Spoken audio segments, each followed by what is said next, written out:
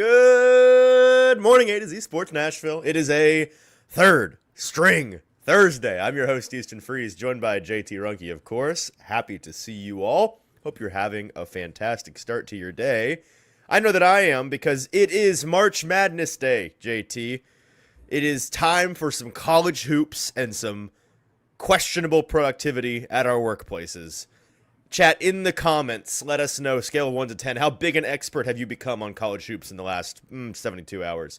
I, for one, am about as unprepared as I think I've ever been. Like maybe since I filled out my first bracket in middle school. That's about how unprepared I am, just because I have had so many things going on in my life that have kept me too busy to crash course the podcasts and the articles this week. Things that you guys don't care about. But I'm kind of flying blind, and I haven't even filled my bracket out yet. I'm doing that after the show, and I'm probably just going to pick the teams with the whose colors I like the most. I don't know. I'm going to approach it like the grandma in your bracket challenge pool who picks the teams whose names are more fun and then somehow wins and annoys everybody. That's kind of my approach. Yeah, listen, I didn't even know. What do you want to do with that, JT? Let me just throw that I don't know. Lap. You just kind of throw it right to me. Listen, actually, if I can be completely honest with you right now, this is a safe space. I said that I was dealing with some personal things in my life right before we started. We went live, and I said, just go live. I'll figure it out. One of those things was I accidentally submitted my own picks in one of our pools in my dad's spot. So now I have to go back and basically do like free ball what I believe he believes about this tournament. You have to reverse psychology it? Nice. Yeah, okay. Basically. Sure. So Good luck with that. Listen, I'm sorry, but maybe that makes your picks better in the pool. I'm sorry, but also maybe you're welcome. Maybe you're welcome. I don't know. Right. We'll have to see either way. Yeah, Bork's all over it. My wife does her brackets by colors she likes more or mascots, and she's won way more than me. That's the way. It's the way it works, man. I like the ones where it's based on how close the school is to a Wendy's. Yes, like a Wendy's or any of those types. Vandy's of things. The one those seed on fun. that, by the way. For those who don't know, that is true. That is true. Anyways. What are we actually here to talk about? Yeah, today, what are we actually here? We're Well, talking about how Jeremiyah Love to the Titans is dead. It's buried. It's over. It's over. It's not happening. That's right. That's exactly what we're talking about. I mean, in all seriousness, we are going to talk about a clip from Adam Schefter on an ESPN podcast where he was talking about the Jeremiyah Love situation in the top 10 and had a pretty interesting reaction. Is it everything? Probably not. Is it something? Perhaps. We'll hear what he had to say because if we showed it, then we would not get any money because ESPN is stingy like that, I suppose. Caps says, stop letting Easton choose the topics. This was actually Austin. Austin is the one that pushed this yesterday, and I said, sure, Correct. We can talk about it. So, don't shoot the messenger on this. But we'll talk about that. We will talk about I have some questions for you, JT, because you and I haven't had a chance to talk about this on the morning show yet. Some scenario questions in the top 10, because I also did a video with our friends at Best Pod Available, Joe and Ryan, yesterday. Those chuds. It's a couple of chuds talking about the Titans draft situation, and we did a 3-round mock just kind of off the dome, and it went unbelievably well for me. Like I was expecting to be turned into the villain immediately, and it was a dream. So I kind of want to talk through scenarios along those lines and do a little love talk. And then we did hear from 5 new Titans yesterday. 4 defenders plus a Wan'Dale Robinson spoke with us yesterday via Zoom. It was, I'll be honest, pretty standard. Nothing super revelatory. One news nugget on the Alontae Taylor front that is important to know. It's not like some giant discussion topic, but we can kind of crack into it. And there's one interesting thing I think that it informs maybe the draft plan a little bit or the rest of the free agency plan a little bit. And then we're going to talk about those 4 defenders. I want to compare where we were a month ago with the Titans roster at those positions to where we are now and kind of evaluate where we think the strongest upgrades are. between John Franklin Myers at defensive tackle, Jermaine Johnson at edge, and Alontae Taylor and Cordell Flott at cornerback. So, yes, Daniel Caribbean, a nuggie indeed. One nuggie from yesterday's 45 minutes worth of press conferences. Now, that's not to say that I was not pleased we had them. Thank you to Titans PR for setting those up. We appreciate those. Bork says, is PK already on Taylor's bad boy list? It sure seems that way. I'll say this, man, and this is a reference to Alontae Taylor tweeting about this today, because so Taylor, one of the things that people have been talking about with Alontae Taylor is like, hey, he gave up whatever it is, 8 touchdowns attributed to him by PFF or whatever last year. And Kaharski, and I'm not going to give him a hard time for asking this question. The timing, perhaps questionable, but it is what it is. This is a question you need to ask. He asked this question of Taylor yesterday, like, what do you think of that when you see those numbers? And Taylor wore his heart on his sleeve when he answered that question. You can see his face right below JT's face. That is essentially what his reaction was. And he gave an appropriate and respectful answer. He even said, that's a fantastic question. So, and then he tweeted about it today, like, come on, man, essentially. So, maybe. But listen, that's PK, man. He's going to be on your naughty list either early or later. At some point, it's going to happen. It's an eventuality. It's an eventuality. You're exactly right. But today's show is certainly not about that, man. It is about Jeremiyah Love and the new Titans defenders. So we've done enough stalling, enough laying the groundwork. JT, go ahead and tell the folks what they need to do. Yeah, this might break the record for the longest. It's been the longest cold ever open before we get to the actual official open. I think I've gone like 10 minutes before. I think we'll stop yapping and we'll get going here. Welcome into the A to Z Sports Morning Show. Good to see all of you guys here this morning. Need a couple of things from you guys in the chat before we get going. If you're watching on YouTube, we appreciate you watching over there. Hit that like button. Make sure you're subscribed. Hit the bell notification so you know exactly when we go live every weekday morning. And then if you're watching over on Facebook, I see you, Nate's Burner and Deborah and Jeff and all of you lovely people over there. Katie, good to see all of you guys over there. Hit the like button, like the page, share the show with a friend who wants to maybe just like rage bait your friends. Send them the show and be like, Jeremiyah Love to the Titans is dead. Your favorite Jeremiyah Love to the Titans truther. You should just do send that. it. Just send it to him. Get them in here. Get as many people angry at us as possible, even though we are just simply the messengers in this entire show here. But appreciate you guys doing that. And with that, Easton, let's go. Sure, let's get it started. Welcome into the A to Z Sports Morning Show, live on a Thursday, third string Thursday morning. We are driven by Auto Pro Nashville. We're live every weekday morning at 8:10 Central Time, streaming on Facebook, YouTube, and Twitch. Our links are tweeted out segment by segment on our Twitter feed at ATOZ Sports. Follow us there. Follow us also on Instagram and TikTok for all of our Titans coverage. And finally, one more follow. Follow us at the link I am now sending in the chat. This is a Google preferred link. You will follow us on Google by clicking this link, and it will allow you to get more of the Titans coverage that you prefer, aka us, in your feed when you search things. So follow us there. We appreciate that. Got to thank our sponsors for making the show happen and helping out you guys at home. Auto Pro Nashville, providing an assortment of multiple types of high-line luxury vehicles at competitive prices with 2 locations in Brentwood and in Murfreesboro. The Bone and Joint Institute, the region's destination for comprehensive orthopedics and sports medicine. Check them out at boneandjointtn.org. Window Nation, take advantage of February's Buy 4, Get 4 Windows free sale. You could get up to 0% interest financing for 2 years.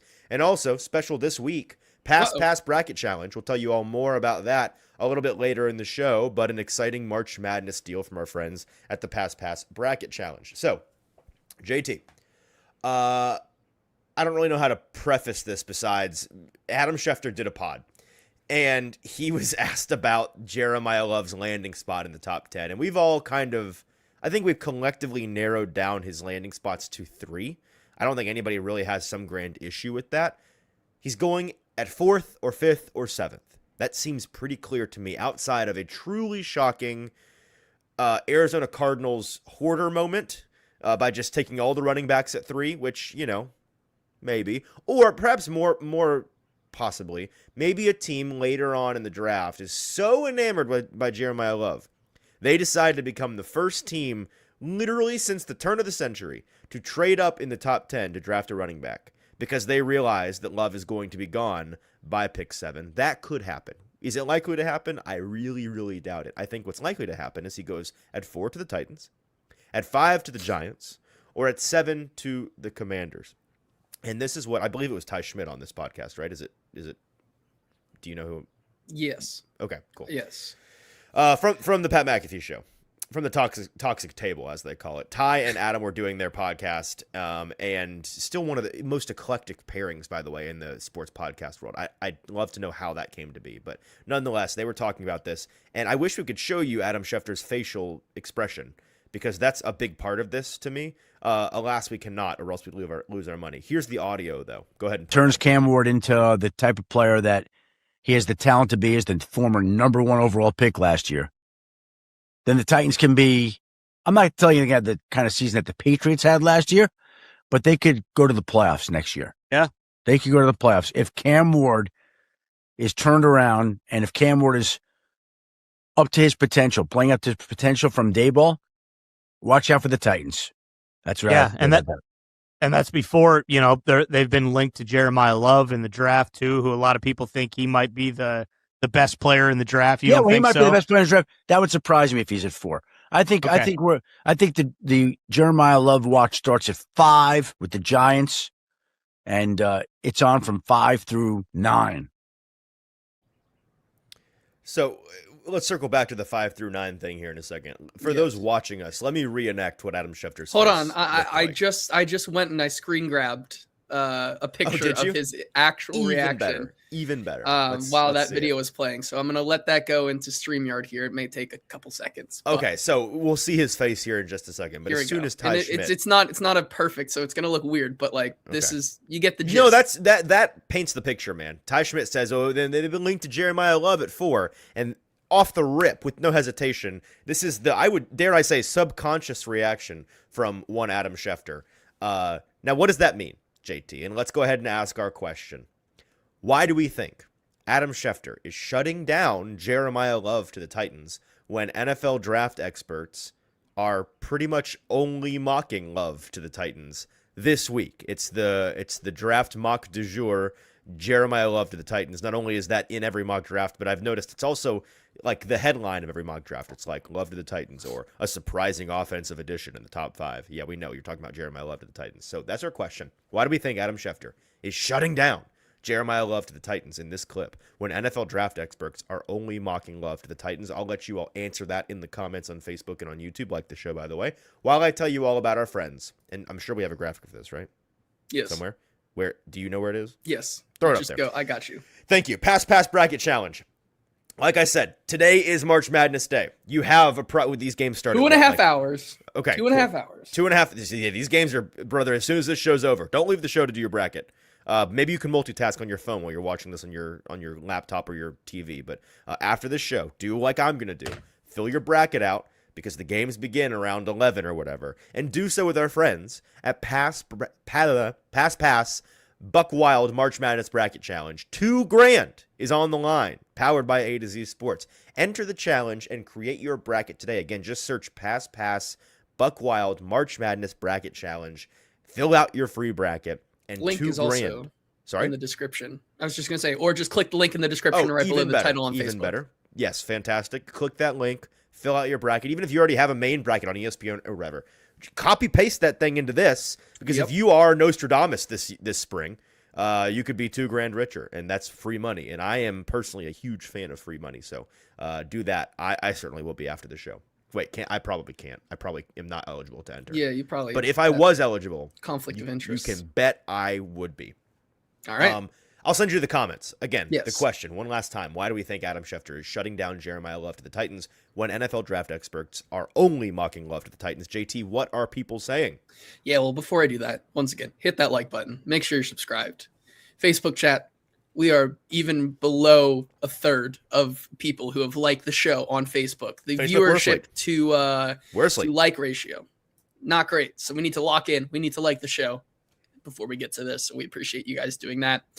Tighten Up Ohio says, in terms of why do we think Adam Schefter is shutting down the Jeremiyah Love to the Titans, it's because he knows the Titans are going edge. He knows it. Okay. He knows it for sure.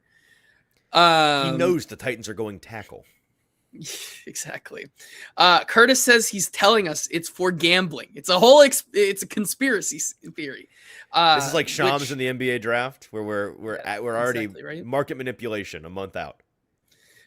Steven says it's because Adam Schefter is a Giants supporter. So okay, he's trying to will him to the Giants at 5. With probably the most on the nose, like just has his pulse on the situation here. He says it's because it's lying season, which very much a thing going on. And if right that's now. the case, fine. What is Adam Schefter's personal incentive to lie? That then becomes the question. Yes. Ken says because he knows something that we don't. Because he wants Love to go to the Giants. This is my favorite of the series. Because he knows it's a luxury pick and a bad decision. Tall Texans. It's bad and luxury for the Titans at 4, but it's good and informed for the Giants at 5. Correct. With Cam Scattaboo and Tyrone Tracy on the roster. Right. Yes, but it's because they have Malik Neighbors. So, Tall Texans is just to be a contrarian like Paul Kaharski. So thank you, Tall Texan. Let's see. Kitty Cat Jones says because he personally thinks it's icky. It gives him the ick. Sure. Somebody got to do it. A few reasons. Well, Demario, we'd love for you to list those reasons out. Feel free to elaborate. Demario. Rayskill says Schefter is trying to cope that his Giants won't get their shot at Love. Because so is this a thing? Fan? Maybe I've been in the dark this whole time. Is this a thing that everyone operates knowing that Adam Schefter is this big Giants fan? Or is it just another New York market? I did not know this about Adam Schefter. I mean, I know that.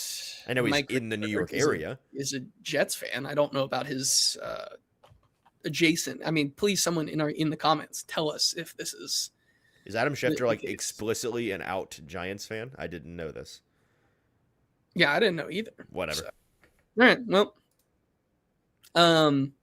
looking at more comments here, because he'd then have to talk about the Titans, which no national media member wants to do. I see. MB says, Easton, it's not that Schefter is lying. It's that people who are talking to him are using him to get their narrative out. Okay. Which, I mean, that's follow the money. No offense to these national insiders. Oh, by the way. But they are agent stenographers. So. Yes. Austin says, we are available. We are eligible to win the Pass challenge. So I am going to. Might as well not even show up anymore. Because that's right. I'm going to win it, and then I'm going to withdraw that money in singles and bring it with me on the show. And just for an hour, slowly make it on the screen. People are saying that he is a Giants fan. He's a Giants fan. News to me. He's a Giants fan. I didn't know. Easton, your answer to the wow. Okay. JT wanted me to talk about my answer so badly he gave me the floor and left the studio entirely. He's now back. Wow. I mean, you really you ceded the floor to me. That was very kind of you.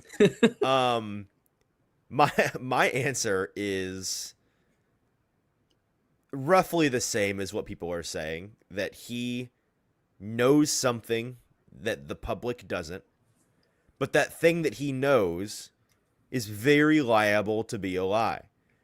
At the heart of this, whether it's Schefter or any other draft insider, McShay or Brugler or any of these guys, or local guys like me or Kaharski or TD, at the heart of the next month of the news cycle, which is a really unique month of the news cycle, you have to think about where has it come from and what is the incentive for it to have been shared.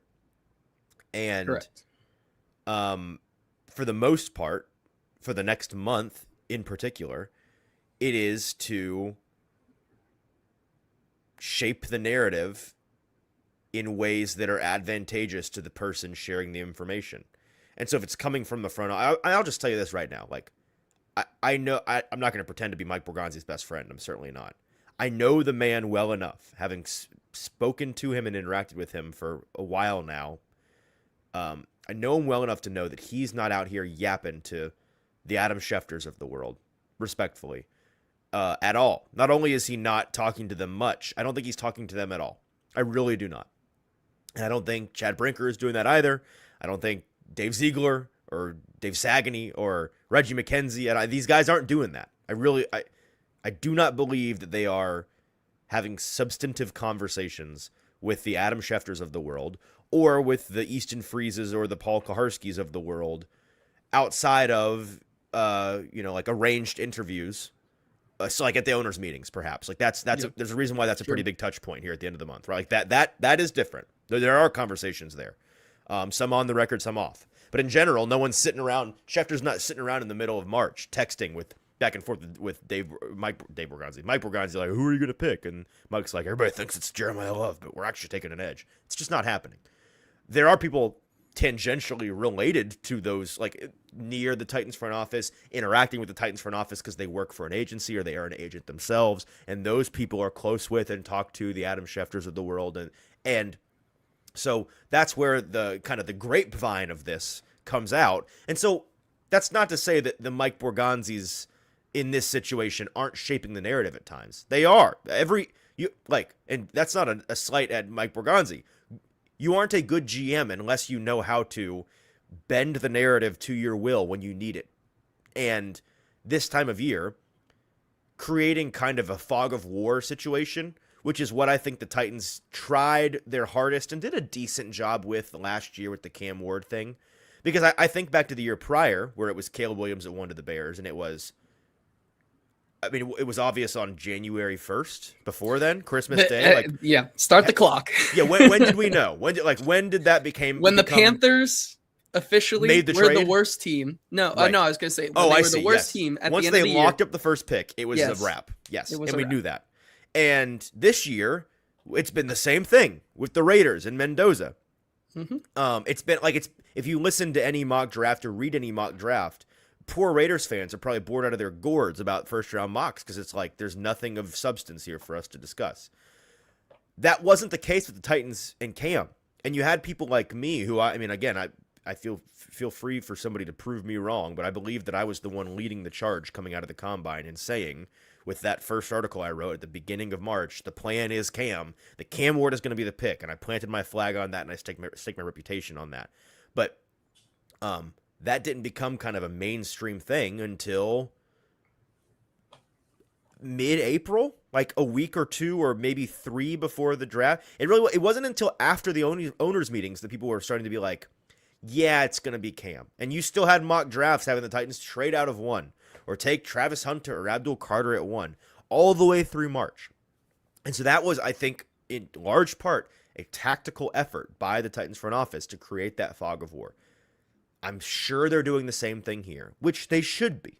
Because whether they actually want to trade out of the 4th pick or not, giving yourself the opportunity to is a wise and valuable thing to do, because you should want to hear all offers. And so convincing the world, including the other front offices in the league, that like, we kind of love Jeremiah Smith. And I'm sure they love Jeremiah Smith. Yeah. We kind of love Jeremiyah Love. And we're going to take him here, is going to get any other front office that loves him as well and might be hoping he falls to them to perk up and consider their options.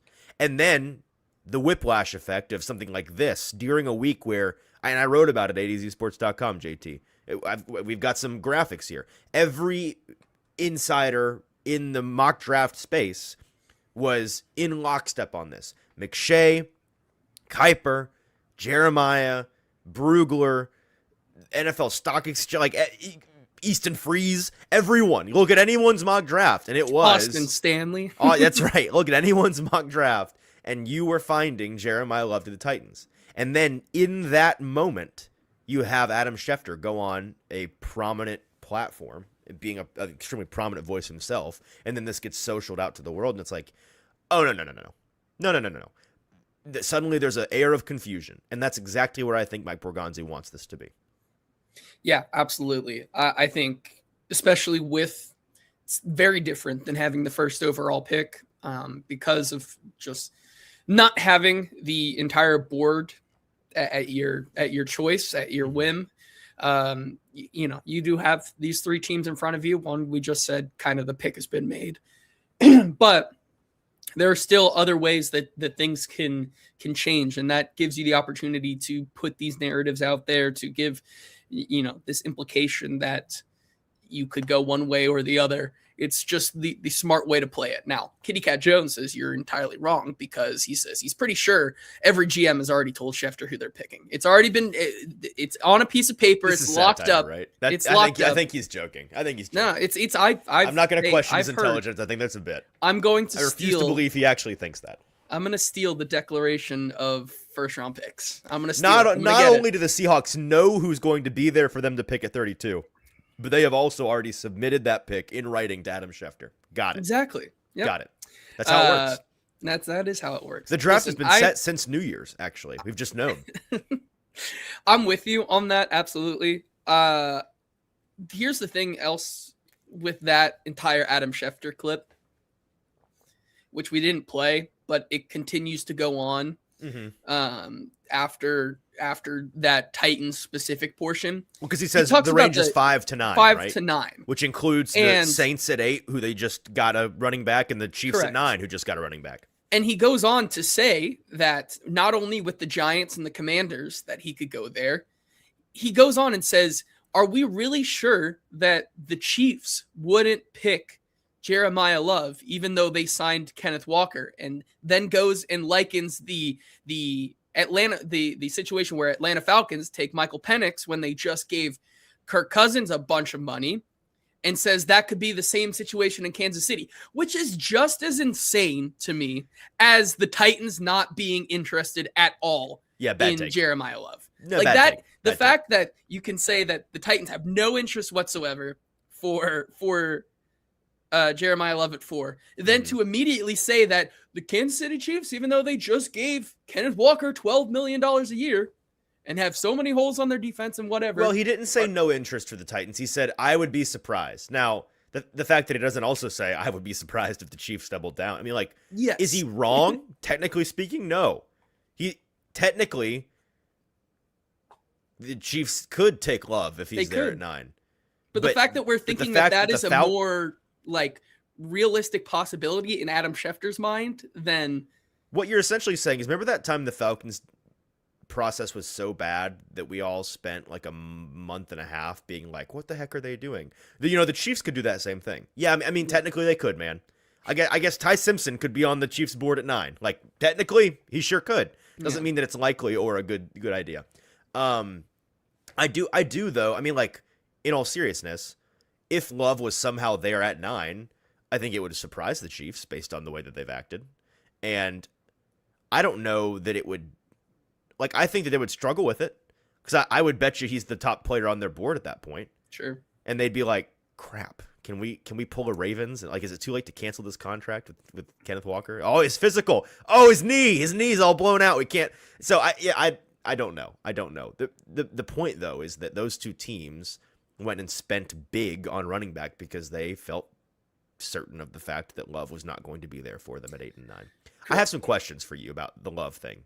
Not about the Schefter thing, but just, again, the scenario here. And I want to poll you on those here in just a second. But first, let me tell everyone about our friends at Auto Pro Nashville. We are now driven by Auto Pro Nashville, where they provide an assortment of multiple types of Highline luxury vehicles at competitive prices with 2 locations in Brentwood and in Murfreesboro. Visit autopronashville.com. Auto Pro of Nashville specializes in gently used high-end inventory with a reputation for providing excellent customer service, multiple financing options, and reliable vehicles to every single customer. Check out all the reviews to see what others are saying about Auto Pro Nashville. If they don't have the vehicle you're looking for, they will find it for you. It's just a matter of time. Auto Pro Nashville provides concierge service and a source for everyone to not just purchase, but also sell their vehicle, service their vehicle in all areas of the auto industry, and feel confident about who you're trusting. Again, that's our friends at Auto Pro Nashville.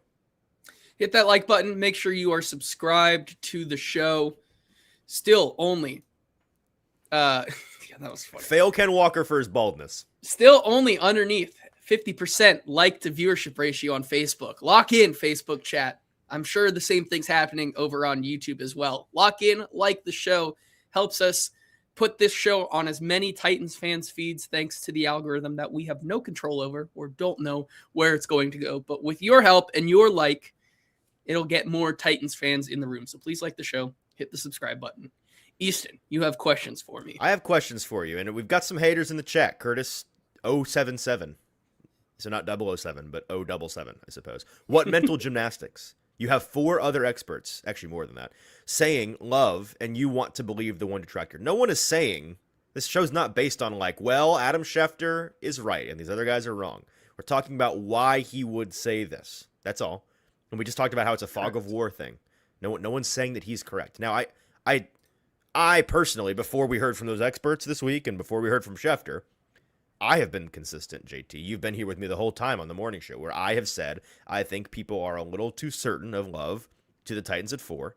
I think it is entirely dictated by how the board falls because I do not think Love is at the very top of their board. I do not think Jeremiyah Love is above Arvell Reese on the Titans board. If he was, it would substantively change what I think I know about Mike Borgonzi as a process-oriented general manager. And maybe I might just be wrong. I might be wrong. But how do you feel on that front? You think that on the Titans board, Arvell Reese, they value, regardless, there's no positional, like, just taking that out of it. You think Arvell Reese is the better player than Jeremiyah Love on their board? Well, that's not how they build their board. They bake value into their board. Man, I still don't know if I'm believing that Jeremiyah Love is below Arvell Reese on their board. You don't think so? I think from regardless of position, like you're kind of with Arvell Reese, you kind of have to do a little bit more projecting with where they have him on their board. Like if they're putting him at edge, that bakes in some inherent projection there versus. Well, yeah, let me remind folks, by the way, I mean, I asked Mike Borgonzi face-to-face explicitly at the Combine, what do you think Arvell Reese will, not even for you, by the way, I just said in the league, insinuating wherever he goes, what do you think Arvell Reese will end up doing in the league? And without hesitation, Mike Borgonzi says, he's probably going to rush the passer, which has been my contention this whole time, and that's a whole nother argument. I don't even remember where you come down on this, JT. Do you think that he's an edge rusher? No, I don't. Okay. So that's like there are plenty of smart people that think that he's not. My point has been very like simple caveman. If you can rush passer good, then in the NFL you're going to rush passer good. Because I mean, you and I don't disagree on this fact. Being a good pass rusher is infinitely more value than being a good off-ball linebacker, just in general. Now, what you and I seem to disagree on is how good at it he is, not whether or not it's more valuable. To me, I think that in his limited sample size, he has proven that this guy is a good pass rusher. And if you have that ability, I just don't think NFL franchises are going to He has the ability to the opportunity cost of getting him to rush the passer. That's just me, though. I just that is interesting because he has the ability to be a good pass rusher. Does he have the ability to be an elite pass rusher? That's kind of what you're trying to do there, because I mean, this whole debate that we've been having versus Jeremiyah Love versus a pass rusher is that this is your chance to take that elite pass rusher. Mm-hmm. And are we considering? That's kind of the point, right? If you take one here, you basically have to guarantee that for them to work out, that you're betting on them being an elite pass rusher. Do I think that Arvell Reese can be an elite pass rusher? Maybe. But that's once again. You think that he can be an elite off-ball linebacker? Absolutely. I think he can be a good pass rusher, but then again, are we that kind of to me? And how do you quantify that, right? Because you, me, and Ryan were texting about this like 3 weeks ago, where I said, for me, fundamentally, if a guy can be how did I say it? I think I said if a guy can be an A off-ball linebacker or a B plus edge rusher, make him an edge rusher all day long. That's how I feel about it. Is that worth the 4th overall pick, though? That's kind of what I'm like.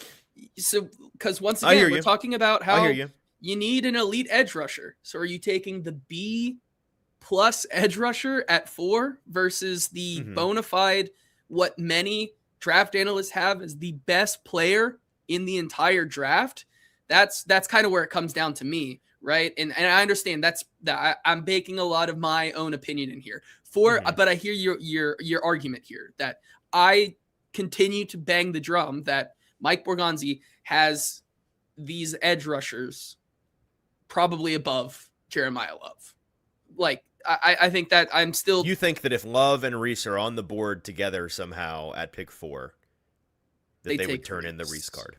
I think so. I think the only one that they wouldn't right now is Bane. So you think with Bailey as well? Yes. So that's where I'm kind of 50-50, and I talked about this on Primetime the other night. Rice School in the chat says David Bailey is a better DPR, designated pass rusher, than Reese is. And by the way, this kind of brings it full circle with my conversation with the BPA Best Pod Available guys yesterday. We did a mock, and the mock simulator was kind of on some weird. I don't know what it was talking about, to be honest with you, but I was quite pleased because it had Mendoza and then Mansour Delane at 2, which, all right. And then then Jeremiyah Love to the Cardinals. They hoard running backs. And I was like, crazy. Fantastic news. Easy peasy, give me Arvell Reese. That is an entirely unlikely scenario for Reese to be there at 4. I do see one, no, just kidding. I see 2, but one way more likely than the other, scenarios in which Reese is there for the Titans at 4. Can you see one before I lay out my theory? Maybe I can convince you. Well, it's incredibly hard, I guess. Like, I think the most straightforward way is the Jets convince themselves on Bailey. And maybe the Jets are like you, and they're like, I don't think Reese is an edge rusher. Okay, I agree. It's Bailey.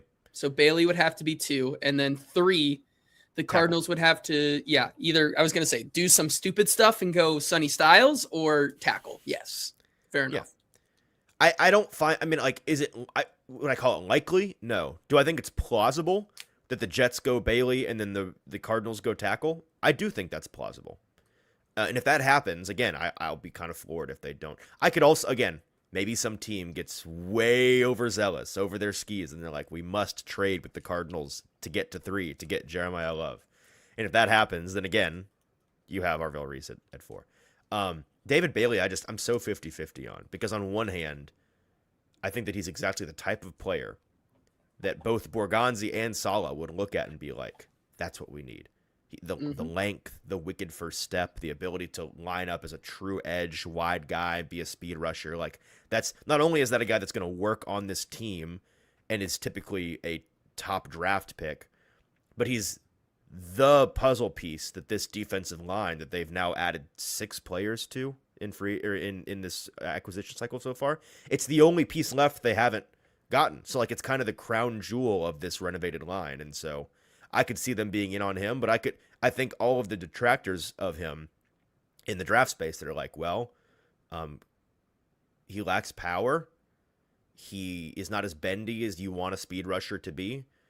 He is arguably a liability in the run game. Now, I think if you watch his final 4 or 5 games of the year, there's like clear progress that's been made as a run defender. And I think that those need to be weighted. Like, you should weight those more for a guy that you still see progressing and ascending in college. But there are plenty of smart folks that are like, I just don't think that he can be a plus player on 3 downs as a run defender. That could very easily convince the Titans front office and make them say, give us the sure thing in Jeremiyah Love. So I don't know. I'm 50-50 on it. Bane's the guy that I'm with you. I'm just like, at this point, I'd be kind of surprised if it was Love and Bane and they took Bane. Yeah, man. And that's kind of from the conversations I've had with draft analysts and just conversations with you, it just feels like we've had this discussion where the tape is undeniable, but you need certain characteristics in your set, your size, your build to play in this solid offense or defense, and it's just like not gonna happen. Well, and that's the general conversation to me, and I don't know if you have felt this too. To me, the way that they have built the past couple of weeks has kind of sealed the deal for me, because again, in the same breath of Bailey is the missing piece from an archetype standpoint to this defensive line, I think Bane would be a little redundant at this point. I still think he's going to be a very good player in the NFL. But as a guy that we think is going to be a 5 or a 7, and he may very well end up bouncing inside to be a 3 tech down the road, they have Simmons and John Franklin Myers on the inside, and so they're good there. And at edge, they have 2 guys that kind of fit that big end profile. At least I think Jermaine Johnson and Femi Oladejo are like the 1-2 at that archetype position. They need the other guy, as Gus Bradley told us at his press conference a month ago. Like, we want a big end on one side that's going to kick inside some, and we want a guy that's a true wide 9 edge rusher. And for all the things that Bane may be, he ain't that. Mm-hmm. Absolutely. All right, well, let's talk about the other defenders on this team, the guys they have added. How about that? We spent the last 20 minutes of our show talking about Jermaine Johnson and John Franklin Myers and Alontae Taylor and Cordell Flott.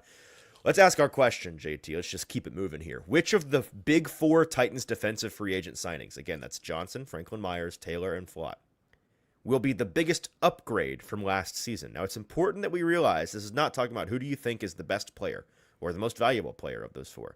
The question is, going from what the Titans had to what the Titans now have in Johnson and Franklin Myers and Taylor and Flott, who is the biggest upgrade? We'll have you all answer that on Facebook and on YouTube in the chat while I tell everyone about our friends at the Bone and Joint Institute. They are the region's destination for comprehensive orthopedics and sports medicine. Check them out today at boneandjointtn.org. Whenever you get hurt in life, you have to know who to trust, and we trust our friends at BJI. They are located in Franklin with over a dozen specialists who can help you through any type of injury with a state-of-the-art rehab facility on campus to help you with your recovery. They do it all under one roof for your convenience, from clinic to testing to imaging to surgery to rehab. Schedule an appointment today by going to boneandjointtn.org. JT. Hit that like button. Make sure you're subscribed to the show. How are we doing on that? Are we getting better? We are. Okay. Still could do. We can always strive to be better. We can always improvement. Yeah, there's always room for improvement. Hit that like button. Make sure you are subscribed to the show. Appreciate you guys watching along here with us. Let's go to the chat now. Which of these defensive guys, which by the way, did you want to look at what Mel Kiper and Brugler said about Love, or is it too far at one gone? point I did, but y'all can just go read the mocks, to be honest. Like Dane Brugler's mock, Mel Kiper's mock, they talked about the potential for Love to the Titans. Fair enough. Quentin says Alontae Taylor is the biggest defensive upgrade for him. Orlando says JFM. Johnson here, which Jermaine Johnson. Sorry, I forgot he was one of the pieces here that you could. Yeah. There's a lot of Johnsons in the NFL. Taylor, Franklin Myers, and Big Jeff are going to wreck games, says Andrew. Flott, any of the corners, JFM, Flott, JFM. Taylor, secondary was atrocious last year. Alontae Taylor, and it's not close, says Jeff. Taylor, they had drive-through workers playing cornerback last year, says Tall Texan, which is wild. That's crazy. G Free says Alontae Taylor, JFM, JFM, JFM, JFM, JFM, JFM, JFM. Both cornerbacks. Corner's easy. Alontae Taylor. Corey says JFM over Sweat because of defensive line versatility. He can play edge on early downs. Got to be, once again, got to be the DBs. They replaced DoorDash drivers, which I think is insane. Not only is that crazy to the DBs, it's crazy to the DoorDash drivers. Like, yes. What are we insinuating here? Belvis says, I think Flott is a sneaky dog. Franklin Myers. So, listen, the only one I'm not seeing, I've seen one vote for Jermaine Johnson. Which is crazy. Crazy. But most of the votes have been for one or both the corners or JFM. That is, I don't think this is hyperbole. That is one of the most surprising results we've gotten from a question in the chat. The fact that JFM is one of, if not the most popular answer, is so nuts to me. And I don't know if it's like, is it just sour grapes over Sweat now that he's gone? John Franklin Myers is a very good player. It does feel a little bit like that, isn't it? How, in what world, again, respectfully to the DoorDash drivers, in what world can we say that going from Tavondre Sweat, hey, whatever you think about him, bona fide NFL starter, like on 32 teams, guy's good at football, he's a starter in the National Football League, from him to John Franklin Myers, who's I think it's fair to say a better player, certainly more veteran, certainly more versatile. How is that significantly better than going from, I have the snap counts pulled up, JT, because I alluded to this with Austin 2 days ago. Let's play the snap count game. Okay. Do you know which cornerback on the Titans roster last year played the most snaps, 724 of them? Baker Jr.? Yep, Darrell Baker. Okay. Do we know who's next? 509 snaps. Dude. Oh my goodness. To be honest, no. Like, hold on. Can I give you a hint? It's got to be someone they brought in early. What, define early? You mean like late in the game? No. Like week 3 onward. Wait. Okay, McCreary. This is somebody that was added via waiver claim. Let's see. That's I won't hold it against you if you've already forgotten this man's name. Is it the former first round pick? Was he a first round pick? Was Jalen Armour Davis his first round pick? Oh, Jalen Armour Davis. Oh, yeah. Okay. I totally forgot about him. Yeah. He played if I never have to think about him again, I'd be okay. So he was your second snap getter. So we've got Darrell Baker Jr., then Jalen Armour Davis. Next. Was it McCreary? Next is the highest paid man in that room last year. Sneed was third, played 361. And then Marcus Harris with 342. McCreary with 306. Of course, he was traded so early. Brownlee was next with 128. So this is what we're talking about here. This is what we're talking about. And then you get down to like a concerning number of snaps for Kaiir Elam and Keeman Hall and Micah Robinson, all guys that were playing in weeks 16, 17, 18. But yeah, the top 3 snap getters were Darrell Baker Jr., Jalen Armour Davis, and the guy everyone was dying to get off this roster, L'Jarius Sneed. Going from that to 2 guys who they overpaid, but that's because it's called free agency for a reason. You're overpaying everybody. Tax. It's the suck tax. Cordell Flott and Alontae Taylor, bona fide NFL starting cornerbacks, worthy of big contracts. Maybe not quite as big as they got, but absolutely worthy of double-digit $1 million a year APY. That has to be the answer. It must be the answer. Now, I think there's an argument for edge that nobody made in the comments, which is crazy to me. I agree. Have we forgotten how this team has not only been plagued at edge for the past year, but they've been plagued at edge basically since that dismal August day in 2022, was it? When Harold Landry snapped his ACL at the beginning of the year, at the end of training camp. Mm-hmm. Ever since that moment, when the last truly, I won't say great, truly good plus edge rusher in Tennessee lost his wings. That's how long it's been since they've had good edge. The chat is totally, hey, Jermaine, we're good. Truman Jones is here. You can go now. We're good. We're good. Bro, let's look at the snaps for edge rusher last year. Yeah, I'm with you. Now, if you had to choose which one is which, I would say it's hard. Like, I think I'll allow people to kind of lump both Flott and Taylor into one, because like it's not like they both do different things. Well, where are they playing, JT? Because we learned that yesterday. They're both going to be starting outside. Predominantly. That was your little nuggie that we're dropping here. Sorry, I didn't mean to. I stole it. I said, look over there, and you turned around and I took the nugget. That's so fine. Sorry, my bad. That's understandable. But Alontae Taylor going to be playing a lot more predominantly outside than inside, which on one hand, I think is the right call, because if you had Alontae Taylor now predominantly being your starting slot nickel guy, one, what good is Marcus Harris on that roster now? Which, that's kind of not helping the development there of Marcus Harris. And 2, then you're still kind of out of luck on another outside starting guy. Like you would still need one. Like that would be, if they came out yesterday and said, Alontae Taylor is going to be our starting slot, you kind of have to start thinking about corner at 35 then instead, or something like that. But it keeps their options more open with having him predominantly going to start at the outside. So I'm looking at the snap counts here. The guy who played at least some edge rusher that played the most snaps was Jihad Ward, 708 of them. Now, I don't have the breakdown versus inside out. I'd assume the majority of those are aligned inside, but he did play some edge. The highest snap count getter that is a true edge, Draymond Jones, who again was traded at the deadline, 408 snaps. So less, like right at 400 snaps, not here any longer. Then you get down to Femi Oladejo, who I'm not saying there's no hope for this year at all. I am bullish on what he can be this year if he stays healthy. But last year he did not.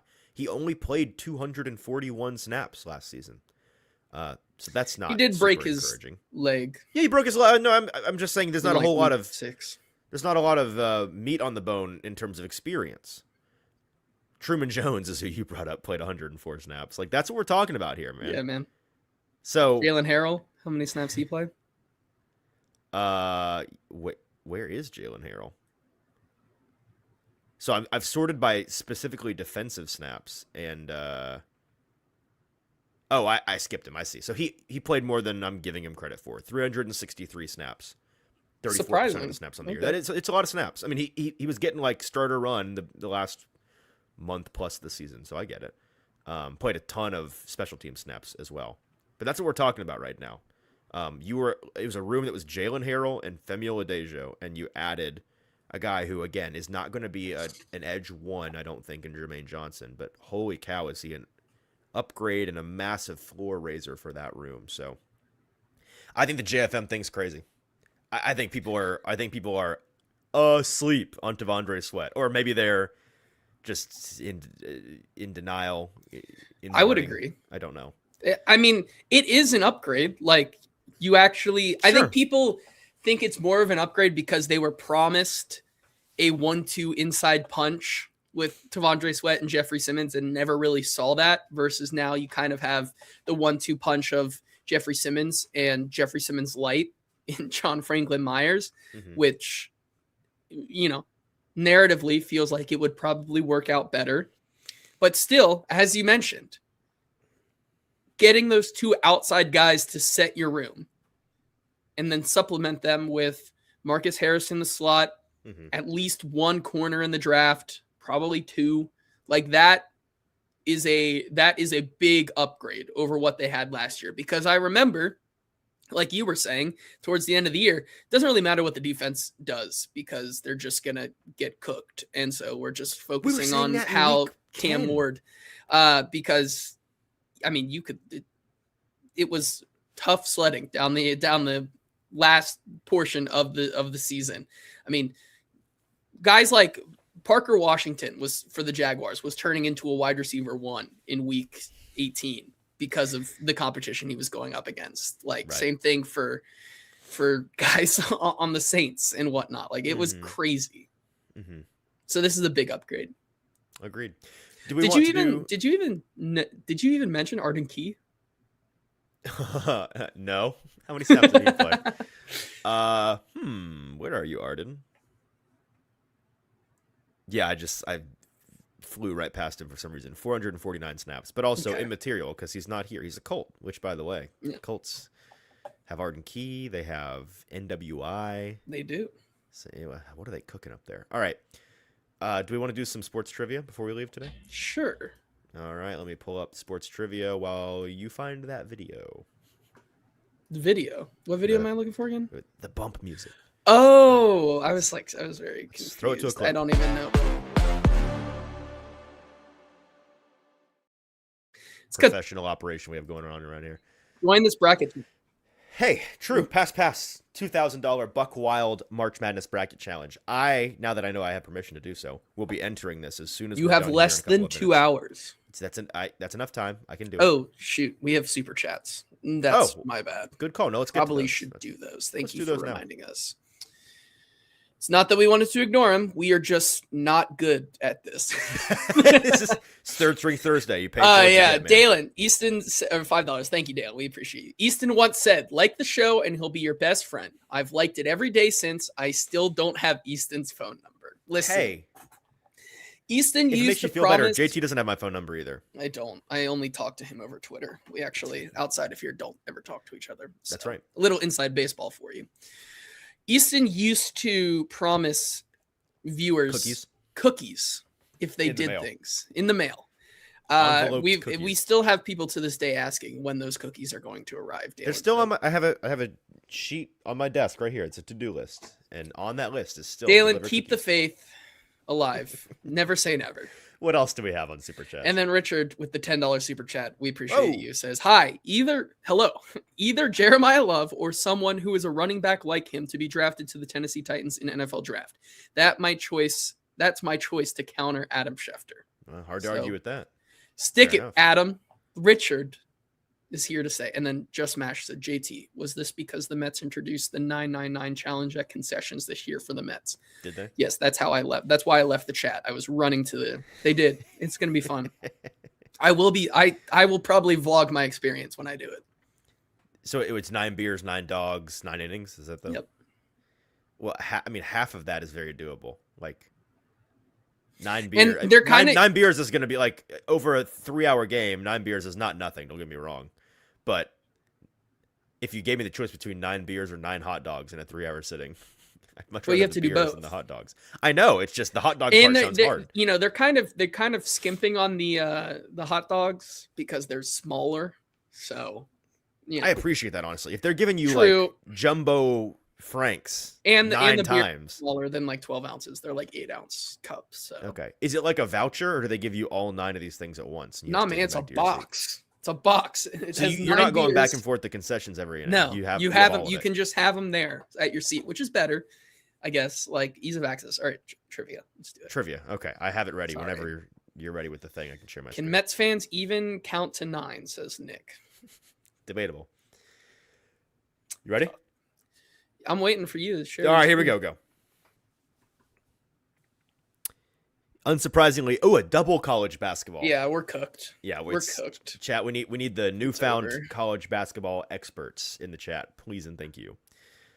Over under 4.5. Oh, Bustin' Diamond says they're not even 8-ounce beers; they're 4-ounce beers. So 4-ounce. What is that? A shot of a beer?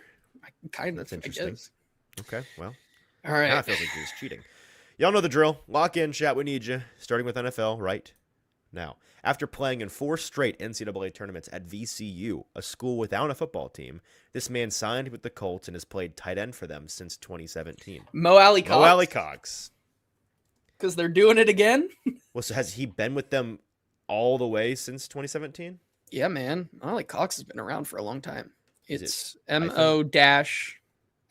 There it is. I thought that he left for 1 year. I guess I'm wrong. Identify this brand associated with grooming based on this abbreviated slogan. TBAMCG. What? Grooming. Is it like to be a man something something? Is this like a beard trimming thing? Shaving thing? To be a man something Gillette? The best a man can get. Yeah, we're dumb. I was slowly getting there, but that's tough. Anyways, along with CBS, 3 cable channels will have live coverage of the NCAA tournament this weekend. TBS, TNT, and True TV, everyone's favorite. Loosely based on a Disney attraction of the same name, Eddie Murphy starred in this 2003 horror comedy, Haunted Mansion. The Haunted Mansion. 3-time Academy Award winner Ludwig Göransson produced this rapper's Grammy-nominated 2016 song Redbone. Childish Gambino. Indeed. The Western Bacon Cheeseburger has been a long-time favorite of this fast food chain, and in 2026, they recently introduced a chicken version. What? The Western Bacon Chicken. I've heard this in commercials. I haven't. This feels like an Arby's thing. This feels like Carl's Jr.'s or something like that. Richie says Carl's Jr. That does feel right. Hardee's. They're the same thing. Hold on. Yeah, but which one is which? People are saying Wendy's now. Crap. BK. Burger King. Hardee's. Oh, we're so lost. Does somebody know? I need somebody that knows. Throw an exclamation mark. Go Hardee's. Please. All right. We're just gonna do it. Okay, it's double. There we go. Nice. All right, basketball. Before becoming a 7-time WNBA All-Star, Skylar Diggins was also a 3-time All-American at this school from 2009 to 2013. Brother, I don't know. Chat. I'm going to go help. UConn. I mean, that's a safe bet, sure. My safe bet, UConn. Not your Gamecocks? No, they haven't been. They weren't good that long. They weren't. They didn't have that motion. Or Notre Dame was going to be my second guess. Well, hold on. People are saying UConn. Notre Dame. Okay, I'll do that. This mid-major men's team pulled off an upset as a 15 seed against Michigan State in the 2016 tournament, and then as a 12 seed against Minnesota in 2017. No clue. I mean, I'll know it when you say it, folks, but I've forgotten. This is tough. I should know one of the 15 seed winners. Those are pretty rare. Yeah. Pretty Is rare. it MTSU? It might be, that's so embarrassing. Oh no, it totally is. Crap. All right. Ugh. Neither of these people ring a bell. Crap. Chat.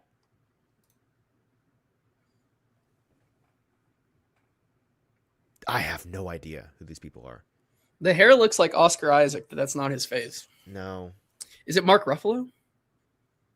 He has Isn't that kind of hair. It's like red beard going on here, though. Oh, right? really? James McAvoy? That feels correct. Bob Smith says, your mom. Good one. Got him. New Tomb Raider on the inside? That is not Sophie Turner. No. Alicia Vikander? I don't know who that is. But I don't know who that is. maybe. Inside is not Venus Williams. Alicia Vikander. Let's just... Who is that? I don't know. Bang! All right, Bustin' cool. Diamond is just the GOAT. Great pull there, Busted Diamond. Who is that lady? I don't know. I don't know. Everyone really struggled with that one. 4%. Woof. 4%? Bustin' crazy Diamond pull is there. not beating the allegations. Of cheating? Yeah, man. Uh-oh.